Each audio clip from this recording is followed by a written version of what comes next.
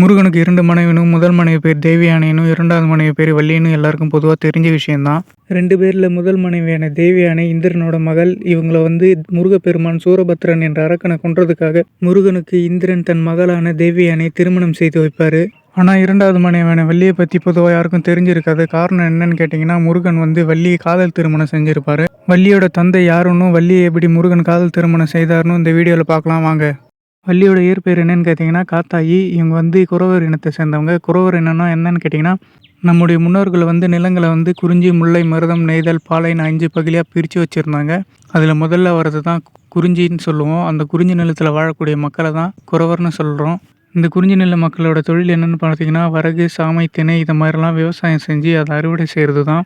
வள்ளி அவங்களோட நிலத்துலையும் இந்த மாதிரி திணை விளைவிச்சிருக்காங்க. அதனால் என்ன பண்ணுறாருன்னு கேட்டிங்கன்னா, அவங்க தந்தை கிளி இந்த மாதிரி பறவைகள் அந்த திணைகளை சாப்பிட்றதுனால அதை காவ காக்கிறதுக்காக வள்ளியை அனுப்புகிறாரு. வள்ளி என்ன பண்ணுறாங்கன்னு கேட்டிங்கன்னா, அந்த விவசாய நிலத்து மேலே கூடாரம் மாதிரி ஒரு செட்டிங் போட்டிருக்காங்க. அது பறனைன்னு சொல்லுவோம். அது மேலே நின்றுக்கிட்டு ஒலி எழுப்பி பறவைகள் திணைகளை சாப்பிடாத அளவுக்கு விரட்டிட்டு இருந்தாங்க. அந்த வழியாக முருகன் என்ன பண்ணுறாரு, எதிர்ச்சியாக வள்ளியை பார்த்துடுறாரு. வள்ளியை பார்த்து வள்ளியின் அழகில் மயங்கி இந்த பெண்ணை எப்படியாவது திருமணம் செஞ்சுக்கணும்னு அன்னையிலேருந்து வள்ளியை லவ் பண்ண ஸ்டார்ட் பண்ணிடுறாரு. மறுநாள் என்ன பண்ணுறாரு, வேடன் மாதிரி வேஷம் போட்டுக்கின்னு இந்த மாதிரி மிருகங்களை விரட்டிட்டு வந்த மாதிரி வள்ளிக்கிட்ட போய் நேக்க பேச்சு போடுறாரு. யார் நீங்கள், இது வரைக்கும் உங்களை நான் பார்த்ததே இல்லைன்னு வள்ளி கேட்குறாங்க.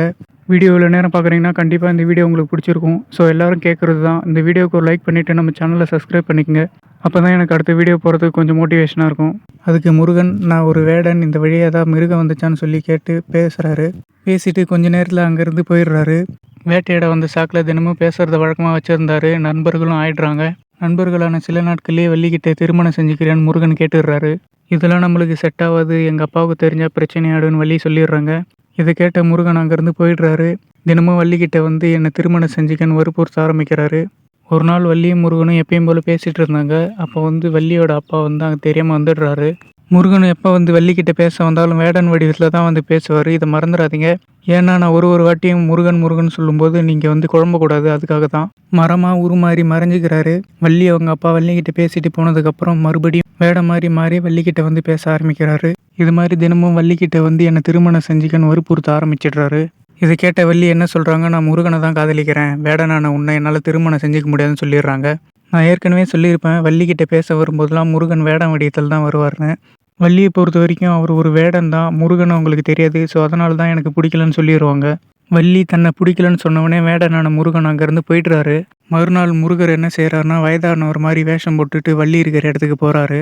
ஏற்கனவே சொல்லி வச்ச மாதிரி முருகனின் அண்ணனான விநாயகர் யானையாக மாறி வள்ளியை துரத்த ஆரம்பிக்கிறாரு. யானை வடிவத்தில் விநாயகர் தான் தன்னை துரத்துறாருன்னு தெரியாத வள்ளி முதியோர் வடிவில் இருந்த முருகன் கிட்ட போய் தன்னை காப்பாற்ற மாதிரி கேட்குறாங்க. அதுக்கு முருகன் என்ன சொல்கிறாருன்னா, என்னை திருமணம் செஞ்சுக்க, அப்போ தான் உன்னை காப்பாற்றுவேன் அப்படின்னு சொல்கிறாரு. இதை கேட்ட வள்ளி உயிருக்கு பயந்து முதியோர் வடிவில் இருந்த முருகனை திருமணம் செய்யறதுக்காக ஒத்துக்குனாங்க. வள்ளி திருமணம் செய்ய ஒத்துக்கின அடுத்த நிமிஷமே முருகன் தன்னுடைய உண்மையான உருவத்தை காமிச்சாரு. முருகனின் உண்மையான உருவத்தை கண்ட வள்ளி மேரேஜுக்கு டபுள் ஓகே சொல்லிட்டாங்க. 2 பேரும் திருமணம் செஞ்சுக்கலான்னு முடிவு பண்ணிட்டாங்க. இந்த விஷயத்தை கேட்ட வள்ளி அவங்க அப்பா ஆட்களுடன் முருகனோட சண்டை போட ஆரம்பிச்சிட்டாரு. அப்புறம் என்ன, சண்டையில் முருகனை ஜெயிக்க முடியுமா, எல்லாரையும் அடித்து சாவடிச்சிட்டாரு. வள்ளி இருந்த தன் தந்தையை மீண்டும் கொண்டு வருமாறு உயிர் பீச்சை கேட்டாங்க. இதை கேட்ட முருகனும் அவர்களுக்கு மீண்டும் உயிர் கொடுத்து உயிர் ஊட்டுறாரு.